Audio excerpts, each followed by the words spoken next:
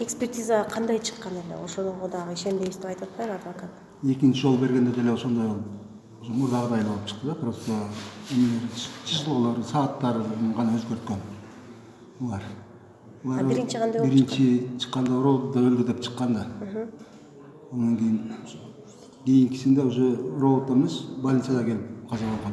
12:50 келген, 1:20 каза болгон. Биринчисинде роудда сразу ошол жерде өлгөн деп келген. Жазып беришкен экспертизада. Кийин адвокаттар допрос кылганда больницаныкы менен неменикин роудункун экөө башка чыгып калды. Анан кийин кайра бердик повторный экспертизага. Все равно ошо убакыттарын гана өзгөртүп койгон да, сааттарын действительно больницага келип өлгөн. Бул жерде как будто бир мал өлсө деле союз малда бул текшертүү да, бул эмнеге өлдү деп. Бул адам өлүп атат, все равно буларда неме жок да. Эч бул өздөрүнүн жумушуна мындай жоопкерчилик жок. Азыр мына көрүп атасыңар, мына 40 мүнөт кеч калды, мына сот спокойно келип атышат. Кечке сотко убагында келиш керек да. Булар мына 40 мүнөт кечигип келип мына отурабыз да. Бул ушул жерден шалакылык кетип атат. Вообще булар шалакылык эмес, булар соучастник киргизип койгон ал кызга акчасын алып. Интернетте жүрбөйбү? 34 000 акчасы жок баланын деп. Ата-энеси интервью берип атпайбы? Сиз азыр деген ошондо Марс Бөдөшев жак тараптын сөзүн сүйлөп аткан жоксуз? Жок, мен ал жактын төрө өлтүргөн, действительно Марс өлтүргөн. Просто интернетте ошентип алардын немеси берип атпайбы? 34 000 акчасы бар эле деп. Булар акчасын алган, киргизип койгон. Мына тергөө малында дагы тергөөчү айткан, акырында көргөзөбүз. Тергөө бүтсүн, ага дейин биз маалымат бергенге болбойт, закон боюнча деген. Тергөө бүткөндөн кийин бар жогу бар, видео наблюдениялар бар жогу бар, кызымыз канчада келген, канчада чыгып алып барган, баары бар деген. Мына тергөө бүттү, сурасак, ошол малдагы, именно ошол малдагы 27 түнкү неме жок уже. Ошол өчүп кеткен деп атат. Ата кечирип коюңуз, мен баягы жаратыңызды кичине эметип алайын. Баягы сизге жеткен журналист бар, жетпеген журналист бар дегендей, ошол мүмкүнчүлүктөн пайдаланып суроолорумду берип алайын. Мен кыргыздын өзүнүн салтында бар ала качуу деген бар. Анан биз кыргыздын мээсине ала качуу бул кылмыш деп мээсине сиңдиргенде гана бул ала качуу бул кылмыш катары эсептелип калат да. Тилекке каршы ушул убакытка чейин ала качуу кылмыш катары каралган эмес. Анан сиздин жашыңыз канчада экенин билбейм, Кудайым узун өмүр берсин. Бирок сиз билесиз да, тиги Кыргызда ала качуу болуп келген, ал деген салт азыр деле ошондой нерсе бар да. Анан ушул мындай сизде ой пайда болгон жокпу? Ошо ала качып келгенден кийин биринчи эмес, экинчи жолу ала качыптыр. Ошо экинчи жолу ала качканда баягы куш сүйгөнүнө жетпей жүргөн жигитти мындай кылмышкер катары көрө алышкан эмес да. Ошол боюнча. Мен ошо сен айтып атпайсың, экинчи жолу ала качты, биринчисинде 4-майда ала качкан. Ошондо мен айткам, мен ал интернетте ата-энеси айтып атпайбы? 2 айдан кийин берем деп айткан, анан сөзүндө турбады, андай эркек эмес экен, тигиндей. Андай болгон эмес. Действительно ала качкан. Мен айткам, действительно 2 айдан кийин берейин, менин кичинекей кызым, жашына кылып берейин деген. Бирок кызым согласен болсо берем деген. Мен айткам, мен зорлукта бере албайм кызым деген. Ал булар айтып атат, 2 айдан кийин той кылып берем деген, анан кийин 5 күндөн кийин башка бирөөгө чөйкө салдырып коюпту. Андай болгон эмеспи? Андай болгон эмес да. Мен мына Бурулайын өзүнүн тандоосу да. Муну айта берип чарчадым өзү мындай нерсени. Анан элдер айтып атат, милиция өлтүрүптүр, тигиндей мындай деп. Жок, милиция өлтүргөн эмес. Ал бала личный мен өзүмө келип, үйгө келип, атасы, апасы үчөө келгенде чыгып кетип атып айткан. Эгерде бербесең өлтүрөм деп ошондой айткан. Мен ошондо эле жыга чаппапмын ушу баланы. Ушу камалсам мен камалып кетет элем. Зато мен кызым тирүү калат болчу. Мен акмакчылык кылып, кийин байкеси эртеси барып, байке эми чогуу иштесе эле бир жолу кечирип коюңуз, бизден неме кетиптир, заявление жазбаңыз десе, мен ошол агасынын тилин алып, мен ошол ишке барган эмесмин, коеюн мейли деп. Анан 5 күндөн кийин мен кызым келгенден сурадым да. Жакшына эле качпайлы деме алсаң берет элем кызым десем, жок ата дейт, мен жигитим бар мен дейт, мен тийбейм буга дейт. Бул дагы телефондон көргөзүп атат, экөө кучакташып төбашууда, ошо кайтарганда ошо сүрөткө түшкөн экен. Ошо аны келгенде эле айткан, ата ушундай болуп кайта десем болбой, анан акыры алдап атып сүрөткө түшүп атып, анан кайра кайтып келгенбиз, шуну көргөзүп жүрбесин жигитиме деп айткан. Интернетке чыгарып жүрбесин деп. Бирок ошону азыр чыгарып беттерине кармап атышат. Кызымыз мына түшкөн экен, тигиндей мондай деп каяктагы немелерди айтып атышат да.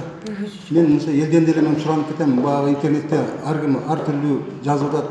Шунун ордуна атасы эле өлүп калбаптыр, тигиндей мындай деген сөздөрдү жазып атышат эми баягы. Эми көпчүлүк эми түшүнбөйт да мен акыйкатын айтып атам. Алар айтып атат, милициялар өлтүргөн деп атат. Жок, милициялар өлтүргөн эмес. Бала тоштун мен элдер 2000% берем милициялар деп атат. Мен 100% эле берем, мен бала эле өлтүргөм. Эч убакта милицияларда милициялар просто акчасын алып киргизип коюшу мүмкүн булар. Жок, жанагындай баягы ала качууну кылмыш катары көрбөй, салт катары көргөн эле болбосо, чынбы агай? Салт илгери болчу да, бул тууралуу закон чыкты, мына кайсы жыл чыгалы уже чыкты да. Бул азыр эми ала качсын, эми сүйлөшүп алып, кыз макул болсо мейли болчу да. Биздин ошондой эле балага берет элек да. Анан айтып атат, атасы бир бай жерге берем деген экен, анан тигинде мындай, мына бай жерге бербей, кызын күйөөгө бербей, жерге берди деп жазып атышат. Бул нерсе ошо туура эмес, бул неме. Ошо жазгандар да кичине мындай ойлонуп, акырына мындай маани берип, анан кийин ошол немелерди жазса болот ошо интернетке. Агай, мүмкүнчүлүктөн пайдаланып суроо берип алайын. Жанагы экспертизада айтылып атпайбы? Ар кандай сөз жүрүп атат. Сиздин сөзүңүз туура. Баягы интернетте элдин баары ар кандай сөздү айтышып атат. Жанагы кан менен чегерилген тамга боюнча, денесинде ошол боюнча чындыкты айтсаңыз. Ал боюнча мен Кыргыздан баягы Майрамсууга алат го биринчи келген. Мен моргто алып баргандан кийин мен бул жерде көргөн жокмун да. Үйгө алып барып эле ачса неме көкүрөгүнө жазуу бар экен. Анан карындашым жүгүрүп эле чыкты. Байке, бул жөн эле өлтүрбөй, аябай кыйнап өлтүргөн турбайбы? Мына төшүнө жазып коюптур дейт. Ал жазып койгону плюс Б деп жазам деп басма түрүндө неме кылып тур да. Бирок Н деген ал ошо сөйкө салып кеткен баланын аты Нурлан экен. Аны мен деле билбейм да. Анан кийин ошо кийин эжелеринен сурасам, анан ошо Нурландын атын жазган турбайбы деп неме кылып калды. Ал жанымда жүрөт. Анан мен президентке деле барам бул иш үчүн. Бул жерде мен жайылдагы милицияларга дагы, экспертине дагы, прокуроруна дагы, сотуна дагы ишенбейм мен азыр бул жерде.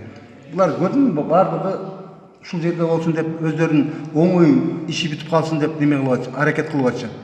Мен бул жерге буларга мен ишенбейм, ишенбечүлүк муну атып беребиз азыр. Агай, кечирип коюңуз, мындай дагы бир божомол бар. Жаратыңызды чукуп алып атам, айла жок, кечирип сурайм. Мындай бир божомол бар да, жанагы кызды ала качканда жолдо кетип атып бир мындай кордоп, зордуктаган сыяктуу да. Анан кийин деген кыздын үстүнө кирип барып, жанагы автомат менен кайтарган жигит тиякта дарбазаны бирөө тыкылдатса, ал жакка көздөп басып кетсе, кыздын үстүнө кирип барып, анан баягындай, мына милицияга келдик, сени айтам, сен мындай кылдың, жолдо кетип мону кордодуң мени, мындай кылдың дегенде, анан ошондо өлтүрүп салганбы? Андай вариант туура эмеспи? Жок, болушу мүмкүн. Ал вариант дагы болушу мүмкүн. Мына дежурный, могу жерде отурат азыр, мына дежурный. Даже ошо кыйкырып, адамдын ийне сайганда кыйкырат да, бычактап атып, ошончо издевать этип атканда булар каякта жүрдү? Чүнкү жетик деп отурат сволочтор мына. Мен сыртта өлүп калса дагы мен неме кылбайт болсун. Эч неме болбойт элем да. Келип ошо роудун ичинде өлүп атса, кабинетинде.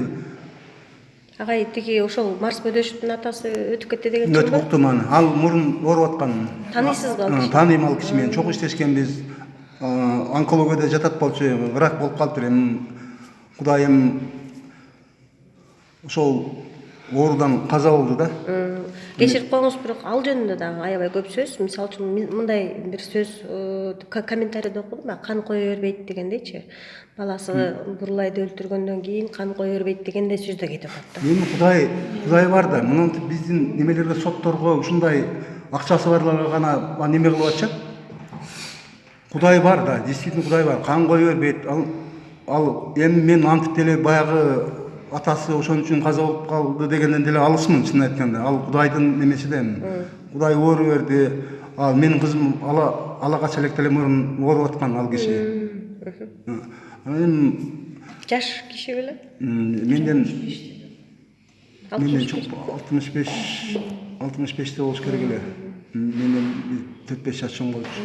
Тиги Марс бөдөшү канча жатты больницада? Больницада бир канча жатты десем, бир 2 айдай жатты го, по-моему. Көрдүңүзбү акыбалы кандай экен? Акыбалы ал коропто жаттыр ал. Ал больница немеде түрмөдө жаткандай эмес. Семирип нормально. Мына жерде башын жерге салып, бетти жертикте отурду. Ал ушундай неме кылып отурду. Эмне кыласың дегендей кылып. Мен ал Кудай бар, мен ал Кудайга салдым ал баланы. Бирок мен бул неменин түйүнө жетем да, все равно. Мен президентке барып, все равно бир ал киши менен барып көргөзөм, сүрөттөр бар, доказательстволор. Биринчи ошо майрам сугал атканда аркабыздан журналист келип, Назарништин журналист кызы келип тартып алган. Ошо хорошо, мен ошо сүрөт тарттырып калган экенмин. Ошо кыз, мен ошо кызга дагы неме кылам да, байке мен Агай кечиресиз, жанагы тамга жазылган тамганы өз көзүңүз менен көрдүңүзбү? көрдүм. Аны эмне аны кайра жок деп атышат? Аны акча ойноп атат бул жерде. Мына ушулар жаап атат, мына милициялар жанталашып атат аны. Что бул жерде булардын немеси көп убакыт болгон да булар. Булар биринчисинде Саршаев айтпадыбы? 20 секунд эле болгон бул иш. Конвой немеге Баратага барып келгиче болгон деп. Жок, булар киргизип койгон, булар акчасын алганда киргизип койгон, чогуу эле. Анан булар ошо саяганда каякта жүрдү, ошончо убакыт каякта жүрүштү булар. Агай кечирип коюңуз, тиги эл арасында сөз көп болуп атат да. Аны өзүңүз деле айтып атпайсызбы, билип атпайсызбы? Ошол тиги кыздын ата энесин дагы күнөөлөгөндөр чыгып атат да. Мисалы үчүн биринчи жолу алып качып кеткенден кийин экинчи жолу мындай жакшылап караса болмок экен кызын дегендей дагы сөздөрдү, комментарийлерди окуп калдым да мен интернеттенчи. Ошол боюнча сиздин оюңуз? Анда мен бир жолдош балам каза болуп калып ошого Куран окутканы барганбыз. Келип кызым деле эч жака чыгарбай атканбыз, даже сабакка бардырбай атканбыз, үйдө карап атканбыз. Мен айран ичем деп калып, анан сусап келинчегим айран алып келсем, ал как раз душтан чыгып калган экен. Бул аны жумшай койду да, ушу үйүбүздүн жанында эле дүкөнгө чай коюп ушул иш болду да. Жолсу үйдө эле карап атканбыз, эме кылбай эле Сөйкө салып кеткен уят болбой эле деп. Сөйкө салып кеткен да, 25-августка тоюн белгилегенбиз. Ал бала менен сүйлөшүп жүргөн беле? Ошол бала менен сүйлөшүп жүргөн экен. Анан кийин ал мындай болгондон кийин эле анан ал баласы да интернеттен көргөн окшойт жагымды. Анан келип эле ата энесин алып келип анан кийин сөйкө салып кеткен. Мына элдер айтып атпайбы интернетте? Бай жерге берем деген экен. Вообще бай эмес, ал вообще кетменчи, дыйкан киши экен. Ал бир жерде бир чоң деле болуп кетменчи эле экен ал. Неме баягы философ юристтердин ортосунда бир ушундай талаш болгон экен да. Баягы ала качуу бул деген кылмыш деп талашкандар болгон. Жок, ала качуу бул деген салт дегендейчи. Ошол алып качып бараткан кызды буюм катары көрүшкөн да. Ал алып качып бараткан кыз буюм эмес да, анын жаны бар, анын өзүнүн максаттары бар. Мүмкүн ал Лондонго барып окумак, мүмкүн ал Парижге барып иштемек да. Эми иши кылса ошондой бир азыркыга чейин талаш жүрүп атат да. Ошол ала качуу бул кылмыш, ала качуу бул салт деген. Эми ала качканда айтып атпаймынбы? Ала качса деле сүйлөшүп, жакшына кыздын көңүлү болсо, сүйлөгөн киши менен кантип турмуш курасың? Пожалуйста, эми жакшылап сүйлөшүп, неме кылса, алып качса деле кыз айтат эле, мен жашайм дейт эле да. Бизге отказ бербейт эле да келгенде. Ата, мен ушу жигитим ушуга тием дейт эле да. Анан кийин зорлук алып кетип ушундай болуп атпайбы? Эми экспертизадан жанагы зордукталганын айтышкан. Аны кызым текшерткендер жок, чынын айтканда таза деп атышат. Эми Ошо жолдо кетип баратканда кордободу экен деген. Денелеринде көк ала бар, буттарында буттары көк ала, кабыргасы. аны ушу ровда шулардын немесini жасады аны. Мына азыр акыйкат жок экен да, бирок бизде Кыргызстанда тил менен эле сүйлөп койуп атышат чоңдорубуз. Моундай кыл, тигиндей кыл деп. Бирок бул жагына келип, практический жагына келгенде булар эч баягы эле акчасы бар, ошо акча менен гана иштешет экен. Сотуң деле, милицияң деле баары эле ушундай экен. Мына эксперт деле ошо малды неме толтурганчы толтуруптур да. Малга деле антип жалган немени кое албайсың да. Бул жерде адам эле болсо, ал ровда сразу өлдү деп заключение чыгарып, 19-нда числосу да туура эмес. 25-inde 19-нда деп жүр. 23, мен кызым 28, 3 күн мурун заключение чыгарып коюп атат немеге. Заключениясын. 25-inde. Өлө элек деле заключениени чыгарып коюптур да. 3 күндөн кийин өлөт деп. Бул Ал боюнча кандай иш-чара көрүп атасыз? Ал боюнча муну тергөө бүттү, эми неме кылып туруп, тергөөчү айткан, биз кайра анын үстүнө неме жазганбыз, прокуратурага, генеральный прокуратурага. Эми билбейм, бака аны деле сүрүштүрө элекмин, чынын айтканда. Эми каңырыңыз түтөп турат. Бурлай кызыңыздын арты кайрылуу болсун. Өзүңүзгө Кудайым бекем ден соолук берсин. Сабыр тилейм. Айтканың келсин.